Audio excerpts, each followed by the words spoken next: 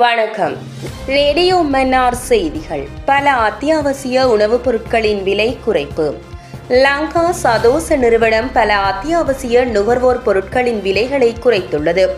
அதன்படி 1 கிலோகிராம் சிவப்பு சீனியின் விலை 8 ரூபாவால் குறைக்கப்பட்டுள்ள நிலையில் அதன் புதிய விலை 277 ரூபாவாக நிர்ணயிக்கப்பட்டுள்ளது. மேலும் 1 கிலோகிராம் சிவப்பு பருப்பு 4 ரூபாவால் குறைக்கப்பட்டு அதன் புதிய விலை 279 ரூபாய் என தீர்மானிக்கப்பட்டுள்ளது. அதேவேளை 1 கிலோகிராம் கோதுமை மா 2 ரூபாவால் குறைக்கப்பட்டு அதன் புதிய விலை 162 ரூபாவாக உள்ளது. 425 கிராம் டின்மீன் 10 ரூபாவால் குறைக்கப்பட்டு அதன் புதிய விலை ரூபாய் 490 எனவும் 1 கிலோ உருளைக்கிழங்கு 13 ரூபாய் குறைக்கப்பட்டு அதன் புதிய விலை 185 ரூபாய் என நிர்ணயிக்கப்பட்டுள்ளது.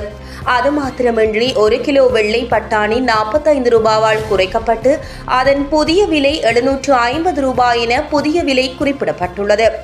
மேலும் 1 கிலோகிராம் கல்லுப்பு 25ஆல் குறைக்கப்பட்டு அதன் புதிய விலை 160 ரூபாவாகவும் 1 கிலோகிராம் வெள்ளையுப்பு ரூபாவால் குறைக்கப்பட்டு அதன் புதிய விலை 575 ரூபாய் என தீர்மானிக்கப்பட்டுள்ளது.